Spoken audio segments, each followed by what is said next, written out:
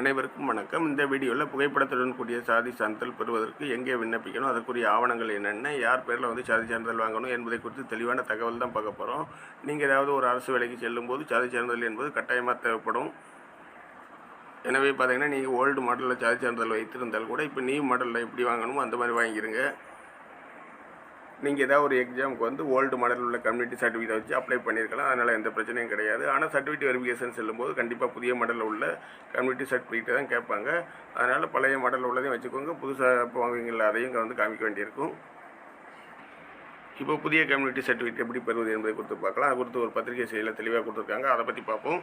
தமிழ்நாடு அரசின் புதிய அரசாணைப்படி பழைய சாதி சான்று மற்றும் புகைப்படம் இல்லாமல் இருக்கும் சாதி சான்றிதழ் அனைத்தையும் புகைப்படத்துடன் கூடிய சாதி சான்றிதழ் பெற்றுக்கொள்ளுமாறு அறிவுறுத்தப்படுகிறது அப்படின்னு சொல்லியிருக்காங்க. இப்போ இதற்கு அரசு பதிவு கட்டணம் எவ்வளோ செலுத்துன்னு பார்த்தீங்கன்னா ₹50 மட்டும் செலுத்தினால் போதுமானது, வேறு எந்த கட்டணமே கிடையாதுன்னு இருக்காங்க. இதற்கு விண்ணப்பிப்பதற்கு தேவையான ஆவணங்கள் என்னென்ன கொடுத்துருக்காங்க அதை பார்த்துக்கலாம்.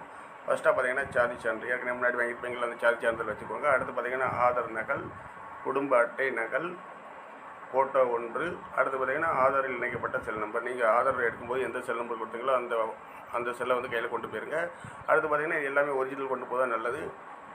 அது கீழே குறிப்புன்னு ஒன்று கொடுக்காக முக்கியமாக பார்த்துக்கோங்க. பெற்றோர்களுக்கு இந்த புதிய சாதி சான்றிதழ் பெற்றுக்கொள்ள அறிவுறுத்தப்படுகிறது. ஏனெனில் வரும் காலங்களில் பெற்றோருடைய சாதி சான்று மிகவும் அவசியம். எனவே பார்த்தீங்கன்னா பெற்றோரும் இந்த புதிய சாதி சான்றிதழ் பெற்றிருக்கணும். அவங்களும் பெற்றிருந்தால் கூட இப்போ புதிய அடிப்படையிலான புதிய முறையில் இந்த சாதி சான்றிதழ் பெற்றுக்கொள்ள வேண்டும் அப்படின்னு அறிவுறுத்தியிருக்காங்க. அடுத்து பார்த்தீங்கன்னா சாதி சான்றிதழ் யார் பேரில் வாங்கணும், யாருடைய இனிஷியல் போட்டு வாங்கணும் அப்படிங்கிறது நிறைய பேர் டவுட்டாக இருக்கும். நீங்கள் ஃபஸ்ட்டாக மேரேஜ் ஆகிறதுக்கு முன்னாடி உங்கள் அப்பா பேரில் போட்டு தான் நீங்கள் சாதி சான்றிதழ் வாங்கியிருப்பீங்க. இப்போ மேரேஜ் ஆகி உங்கள் ஹஸ்பண்ட் வீட்டுக்கு போனால் கூட உங்கள் அப்பா இனிஷியல் போட்டு தான் சாதி சான்றிதழ் வாங்குங்க. இந்த ஆவணங்களை கொண்டு போய் நீங்கள் இ-சேவை மையத்தில் அப்ளை பண்ணால் எப்படி 1 வீக்கில் நமக்கு சாதி சான்றிதழ் வந்துடும். புகைப்படத்துடன் கூடிய புதிய சாதி சான்றிதழ் கொடுத்துருவாங்க. இதை நம்ம நெட்டில் டவுன்லோட் பண்ணி எடுத்துக்கலாம். இந்த தகவல் உங்களுக்கு யூஸ்ஃபுல்லாக இருக்கும்னு நினைக்கிறேன். Thank you friends.